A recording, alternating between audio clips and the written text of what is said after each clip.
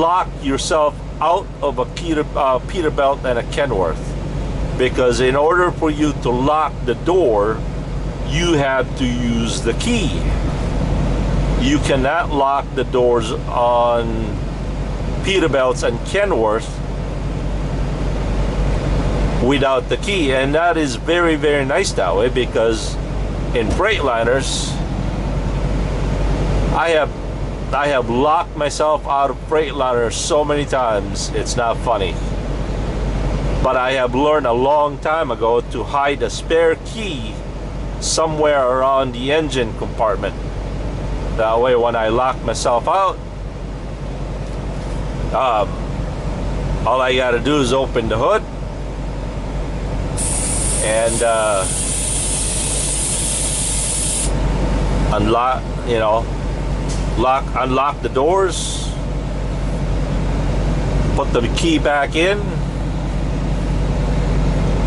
Okay, this thing here is showing that it's 79 degrees outside.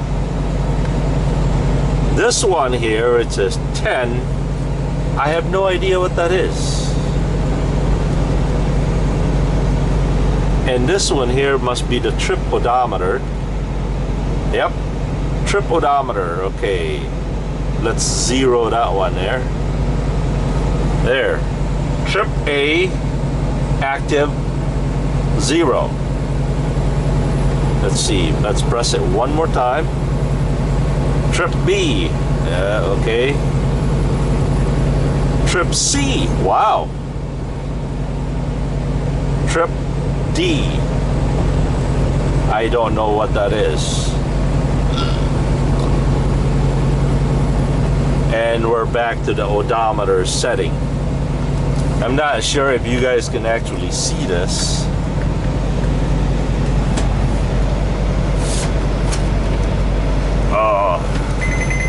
Whoop. Look at this. Oh wow.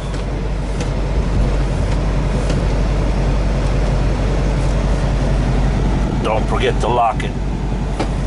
Alright, I don't usually drive like this, but I thought maybe the steering wheel was obstructing your view. See, I changed lane, and before I changed lane I had the turn signal on, right? And you did not hear this warning BORAD. That's what they call a BORAD warning system. Now watch this. I'll turn the turn signal on. Okay. There. Quiet as a mouse. Alright. Now let's deliberately run the solid white line with the turn signal on.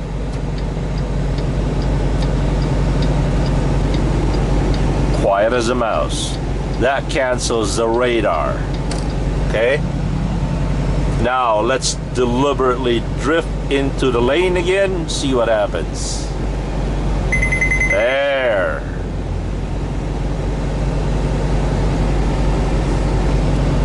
And by the way, the mirrors are power mirrors.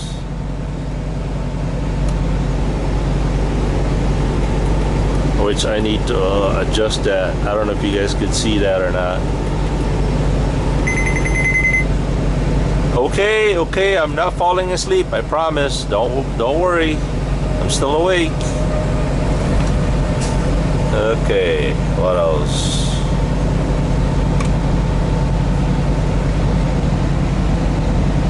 Let's try to adjust the driver's side.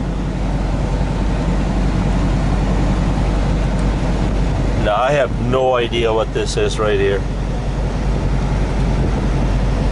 Maybe that's the mirror heater. I have no, I don't know. I'll have to ask some of the experienced drivers in the company who has been driving this unit for a while.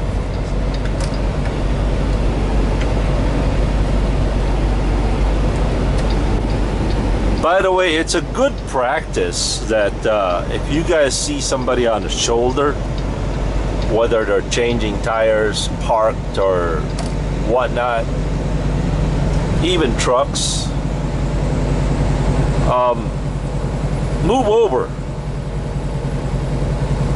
change lane, because they could be changing tires, not paying attention, and just give them a lot of room. And you know what? You'll give yourself a lot of room too. So, and put yourself in their shoes. How would you like if you broke down on the side of the road and a guy just zipping right through you? I mean, it's just downright dangerous and the very least very rude, right? Oops, there you go. Another warning. I have no idea what gear I'm in. Oh, I know what this is. This 10 right there, I'm on 10th gear. Yes, that's okay. 10, and then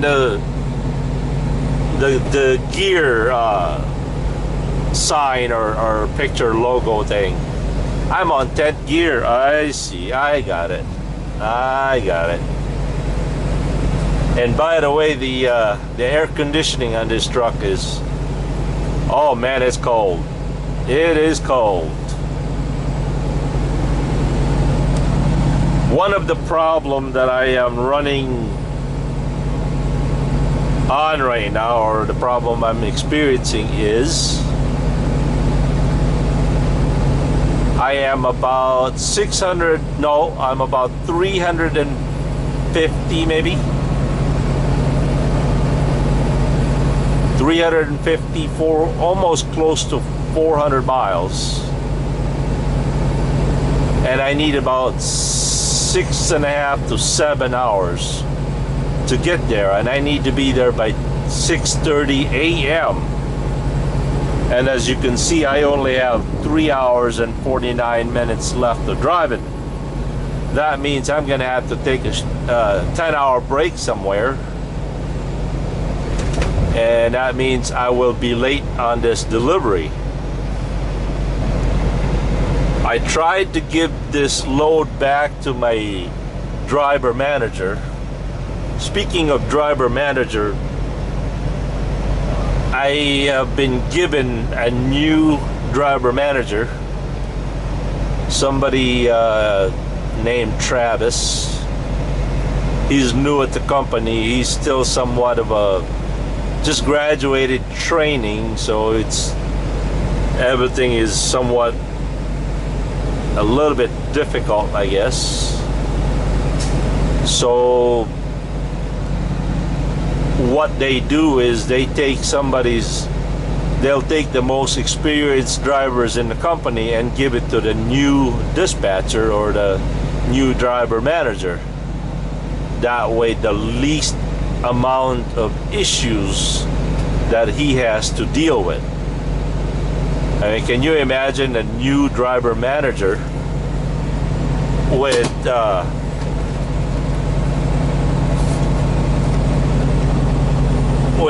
new drivers? So drivers are, you know, driver could be making a mistake and he could be making a mistake, and next thing you know, the load's all late and crashed and lost. And so anyway, back to the point. I offered to give them back this load, saying, no, I can't make it. If possible, you guys better give this load to somebody else. But they did not have anybody else to deliver this load, or yeah, no available drivers in the yard. So they are aware that I am going to be late. Now this one up here, I have no idea what that is. This is probably this right here, because this wire right here is almost like the same wire right here, which is, it's hanging, and that's bugging the crap out of me.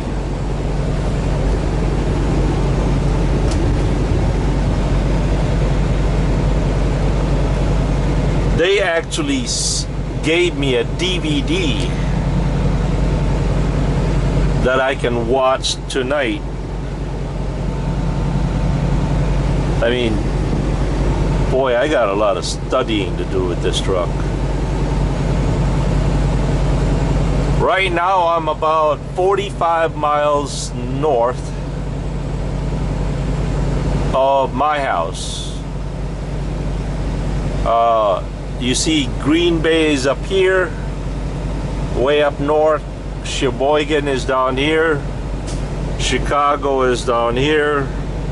And then Quincy, Michigan is through Indiana.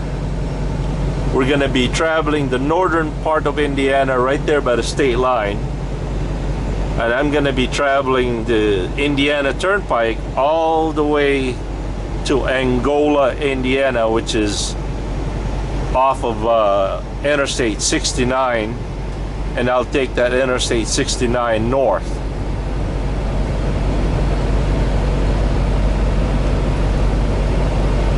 Did I mention how quiet this truck is?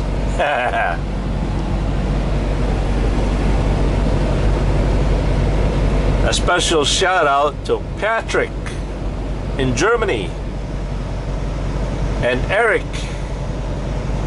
and I think Paul over there in London, or I don't know if you're in London, but I know you're in England.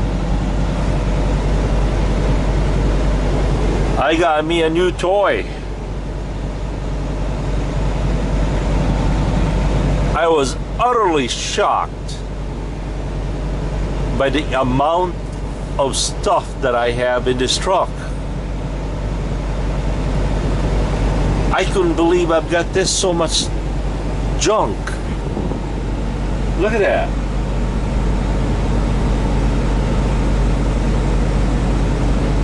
I tell you, truck drivers are the masters. Truck drivers are the masters of pack rats. We seem to pack everywhere in a very confined space. And you really need to pack everything in a truck, because as you can see, there's not a whole lot of space in here. And especially if you have one more person in here, like a co-driver or a spouse or a friend or a child, then this truck becomes really small. You'll end up rubbing elbows and tension gets high, and there's a lot of great couples, great marriages, and when they retire, they go semi-retire and they'll buy themselves a truck or go work for somebody and become a truck driver. Actually, both of them drive a truck, which by the way is really smart and economical. I mean, if you and your wife were to work as a truck driver, you don't need to pay rent, and you know, you could live here, travel and work and make money, and there you go. But as I was saying earlier, a lot of great marriages come to an end when they get into a truck, because being married in the house is totally different from being married in the truck. I've known people who have been married 20, 25 years, 30 years. Great marriages. They get into the truck 6 months later and they're on each other's throat. Some of them end up divorcing each other. That's how bad it is. Okay, the air conditioning. We got to do something about this air conditioning because it's really getting cold. So it's maxed out at 60 degrees right now. Let's try to put it on. Let's try 72 degrees. Oh, that is better. 70 degrees.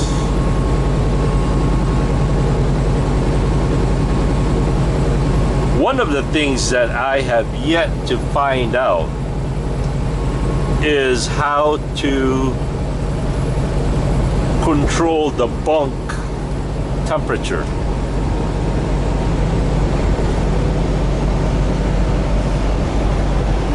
No idea.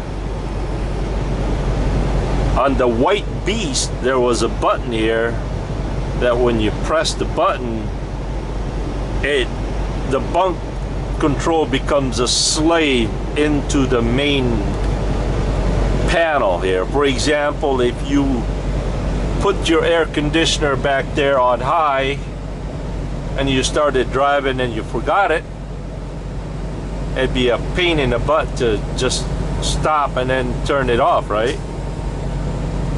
Or when you're driving into different controls, or I mean different temperatures, it'd be a pain in the butt to stop all the time and control it. Now let's see what this button does. This one here is a knob. It's not a button. See, I'm trying to push it. There's nothing. So let's try turn it clockwise. Trip A active. Okay. Fuel economy. It's showing 8.8 miles to the gallon because this truck has bobtailed for probably 600 miles. That's why it's showing averaging. Actually, this was averaging at 9.9 miles to the gallon earlier today, because it probably somebody drove it bobtailed 600 miles from the dealership, I guess, or to, yep. All right, let's turn it one more time. There's the tachometer.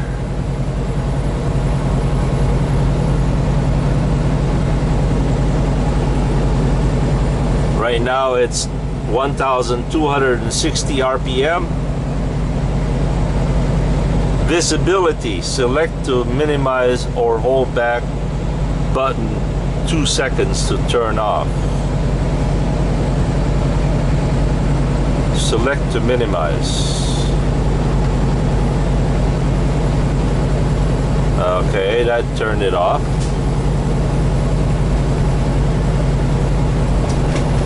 Hold back 2 seconds to turn off.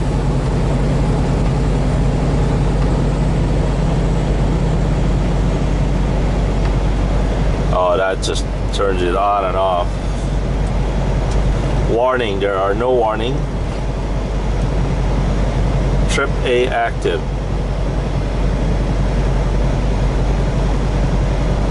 Oh, okay, so instead of pressing this reset button manually here, you could actually do it here.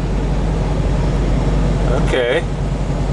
Right now I have been driving for 18 miles since I zeroed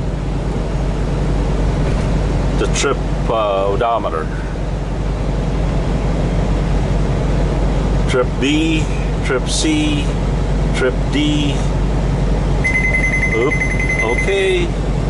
See, I just drift a little bit on that white line and she starts crying.